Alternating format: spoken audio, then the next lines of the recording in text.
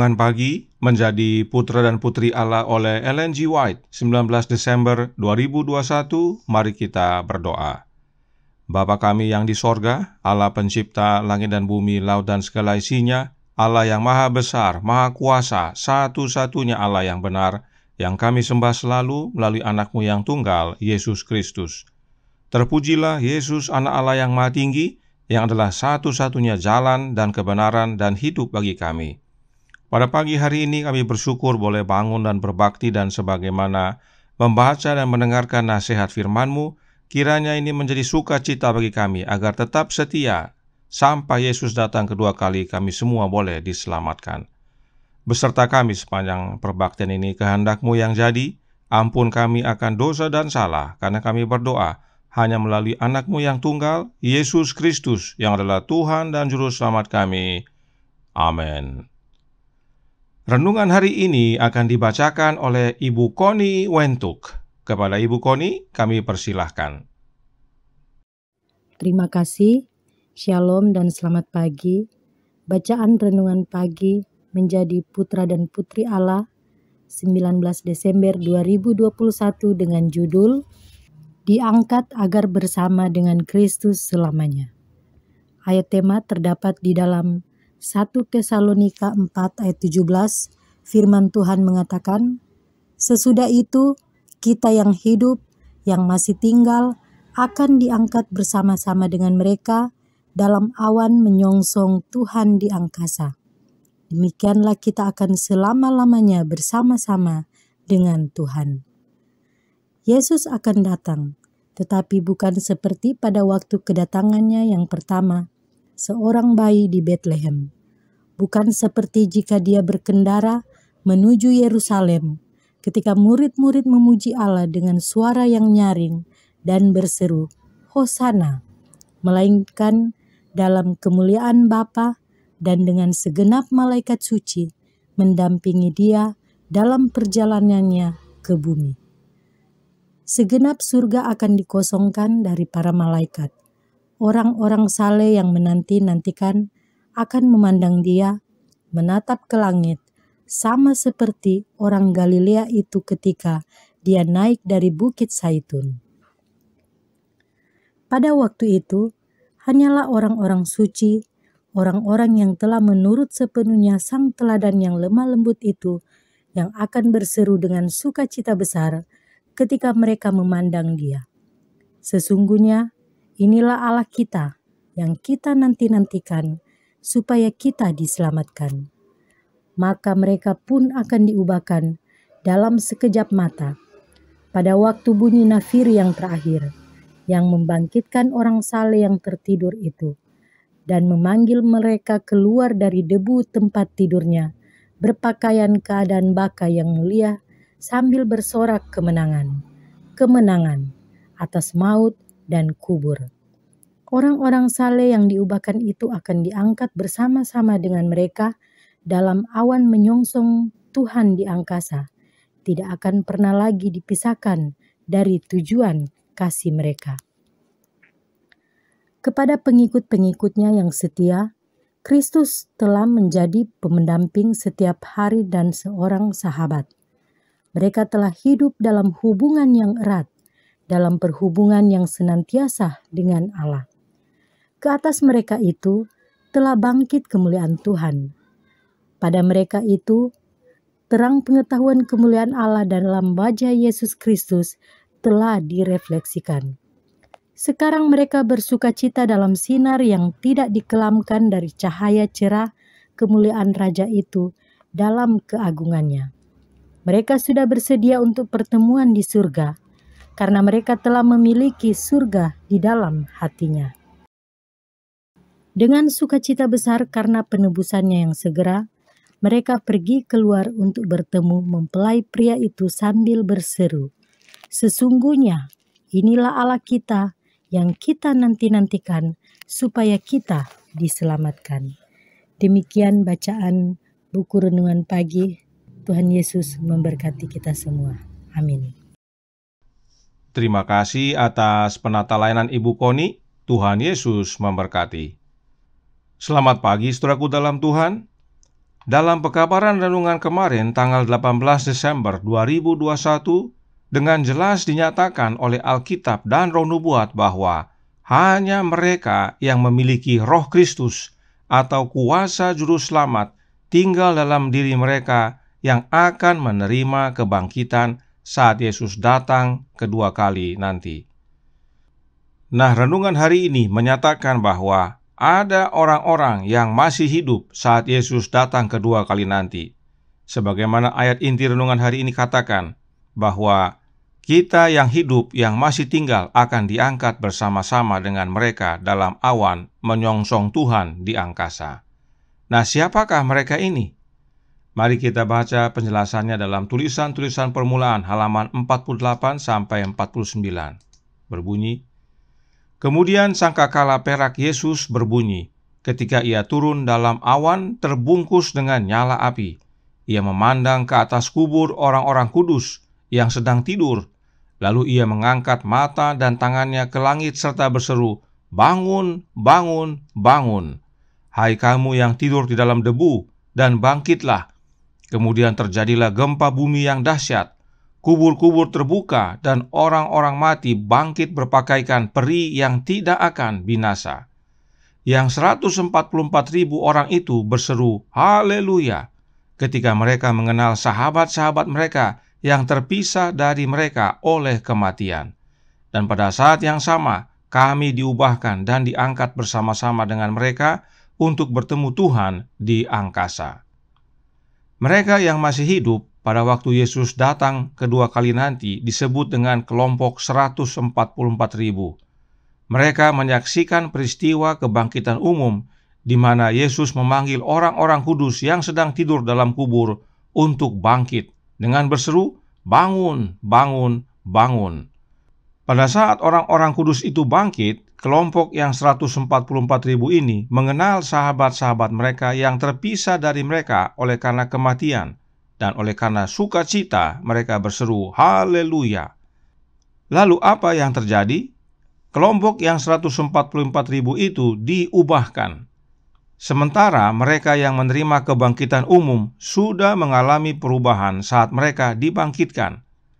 Perhatikan kalimat yang ditandai warna kuning yang berkata, "Kubur-kubur terbuka dan orang-orang mati bangkit berpakaikan peri yang tidak akan binasa." Artinya, mereka yang bangkit pada kebangkitan umum sudah diubahkan saat mereka bangkit. Sementara yang 144.000 belum diubahkan saat mereka menyaksikan Yesus datang, namun saat menyaksikan kebangkitan umum tersebut, mereka diubahkan. Inilah kebenaran penting yang perlu diketahui oleh setiap umat Allah. Bagi yang rindu untuk mempelajari tentang kelompok 144.000 ini, kami cantumkan linknya di bagian deskripsi. Nah, sekarang, apa rahasia kehidupan kelompok yang 144.000 ini? Renungan hari ini berkata, mereka adalah orang-orang yang telah menurut sepenuhnya sang teladan yang lemah lembut itu. Siapakah dia? Kita baca dalam The Review and Herald Februari 17 tahun 1853 paragraf 11. Berkata, "Buang rasa percaya diri dan kecukupan diri Anda dan ikuti sang teladan yang lemah lembut. Selalu ingat Yesus bahwa ia adalah teladan Anda dan Anda harus mengikuti jejaknya, memandang kepada Yesus, pencipta dan penyempurna iman kita." Yang 144.000 itu dalam hidup mereka selalu mengikuti Yesus, sang teladan yang lemah lembut. Mereka selalu memandang kepada Yesus yang adalah pencipta dan penyempurna iman kita. Mereka yang selalu mengikuti Yesus dan memandang pada Yesus ini yang diubahkan dalam sekejap pada waktu Yesus datang kedua kali. Inilah kehidupan dari yang 144.000 itu. Mereka selalu mengikuti Yesus dan memandang pada Yesus. Apakah maknanya mengikuti Yesus? Kita baca dari Lift Him Up halaman 203 paragraf 6 yang berkata, "Dia menawari mereka, ikutlah aku," dan rohnya bergerak di dalam hati mereka untuk menarik mereka datang kepadanya. Mereka yang ikut Yesus akan memiliki Roh Kristus dalam hati mereka untuk menarik mereka datang kepada Yesus.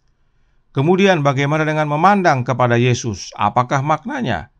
Roh Nubuat menjelaskan dalam My Life Today halaman 200 paragraf 2 berbunyi, kita harus melihat kepada Yesus untuk menangkap rohnya, untuk hidup dalam terang kebaikan dan kasih-Nya, dan untuk mencerminkan kemuliaan-Nya kepada orang lain. Inilah hubungannya. Saat kita memandang pada Yesus oleh iman, maka kita menangkap rohnya, karena memang Kristus tinggal dalam hati kita oleh iman. Kemudian dalam This Day with God halaman 46 paragraf 2 dikatakan juga, buatlah perubahan yang pasti dan pandanglah Yesus, agar dengan melihat kesempurnaannya, Anda dapat diubahkan menjadi serupa dengan gambarnya. Kemudian rohnya akan menguasai pikiran dan karakter Anda. Inilah pentingnya memandang kepada Yesus. Maka kita diubahkan menjadi serupa dengan gambarnya yang adalah karakternya. Kemudian Roh Kristus akan kuasai pikiran dan karakter kita. Inilah pengalaman kelompok yang 144.000 itu. Kemudian renungan hari ini juga berkata dalam Menjadi Putra dan Putri Allah, halaman 372 paragraf 2. Mereka sudah bersedia untuk pertemuan di sorga karena mereka telah memiliki sorga di dalam hatinya. Apakah maknanya telah memiliki sorga dalam hatinya? Masih dalam paragraf yang sama, Roh Nubuat berkata, halaman 372 paragraf 2, kepada pengikut-pengikutnya yang setia, Kristus telah menjadi pendamping setiap hari dan seorang sahabat. Inilah maknanya memiliki sorga dalam hati, sebab Kristus itulah seluruh sorga, dan Dia tinggal dalam hati mereka. Roh Nubuat berkata dalam suratnya nomor 25, 1902, paragraf 27, berbunyi, dalam memberikan anaknya ke dunia kita, Allah memberikan seluruh sorga. Jelas, saudaraku dalam Tuhan, bahwa memiliki sorga dalam hati adalah dengan memiliki Kristus di dalam hati kita, sebab Kristus adalah seluruh sorga. Bagaimana caranya untuk memiliki Kristus dalam hati kita? Dengan menerima rohnya yang kudus, roh Kristus. Jadi, saudaraku dalam Tuhan, kelompok yang 144.000 itu selalu mengikuti Yesus, selalu memandang kepada Yesus, dan selalu menjadikan Yesus sahabat mereka setiap hari, yaitu dengan menerima kehadiran seluruh sorga dalam hati mereka, yang adalah kehadiran Roh Kristus. Karenanya, baik yang mati dalam Yesus, serta yang masih hidup saat Yesus datang, keduanya memiliki persamaan, yaitu mereka memiliki Roh Kristus dalam hidup mereka. Sebab mereka tahu itulah jaminan hidup yang kekal. Itulah rahasia yang perlu kita kabarkan kepada sesama, agar mereka memiliki jaminan yang sama. Nah, di bagian akhir renungan hari ini dikatakan, Menjadi Putra dan Putri Allah halaman 372 paragraf 3 berbunyi, sesungguhnya inilah Allah kita yang kita nanti-nantikan supaya kita diselamatkan. Apakah maksudnya pernyataan ini? Mari kita baca penjelasan Roh Nubuat berikut ini dalam Alfa dan Omega jilid 1, Appendix catatan 7 halaman 515 paragraf 2. Kristus adalah seorang yang dengannya Allah di dalam segala waktu telah menyatakan dirinya sendiri kepada manusia.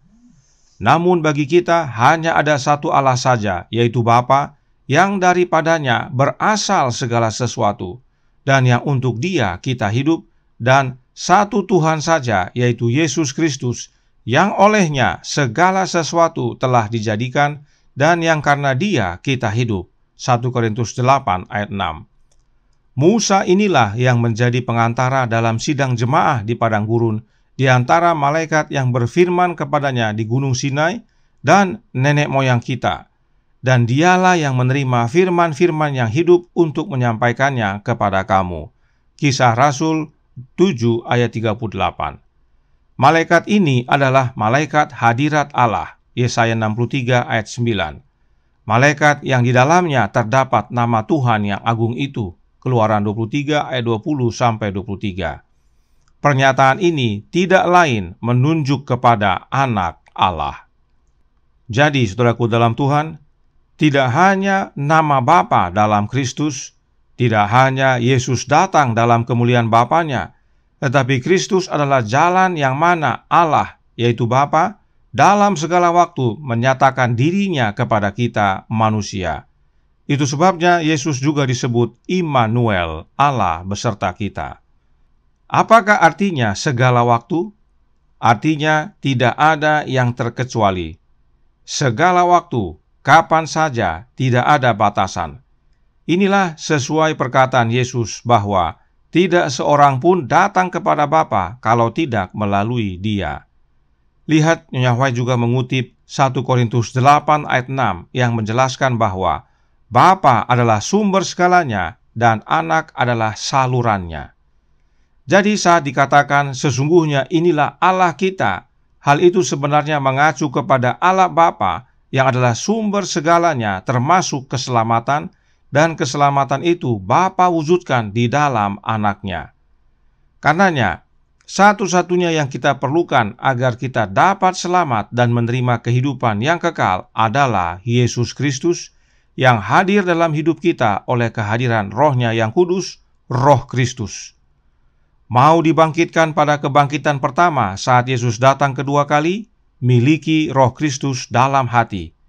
Mau tergabung dalam kelompok 144.000 dan diangkat bersama dengan mereka yang dibangkitkan, miliki Roh Kristus dalam hati. Kiranya ini menjadi pembaharuan dan sukacita bagi kita semua, karena Yesus tidak lama lagi akan datang. Tuhan memberkati. Saya bawa dalam nama Yesus. Amin. Mari kita berdoa.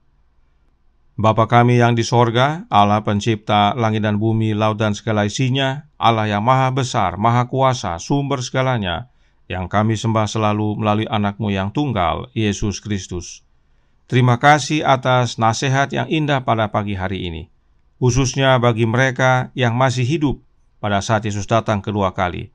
Mereka akan alami perubahan dalam sekejap saat menyaksikan kebangkitan umum dan akan diangkat bersama untuk bertemu Tuhan di angkasa.